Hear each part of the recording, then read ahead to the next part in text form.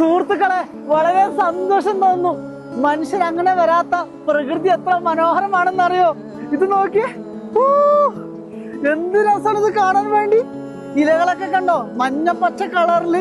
കൂടാതെ പർവ്വത താഴ്വരയാണ് കേട്ടോ. നേപ്പാളിലെ ജുംല എന്ന് പറഞ്ഞ ഒരു ഹിമാലയ ജില്ലയാണ് ഞാനുള്ളത്. അതിലൂടെ ഒഴുകിപ്പോകുന്ന ചെറിയൊരു കുഞ്ഞൻ നദിയാണ്. പക്ഷെ എന്ത് സന്തോഷമാണ് നോക്കിയേ. സത്യം പറഞ്ഞ ഇതൊക്കെയാണ് കേട്ടോ ഭൂമിയിലെ മായാജാലം എന്ന് പറയുന്നത്.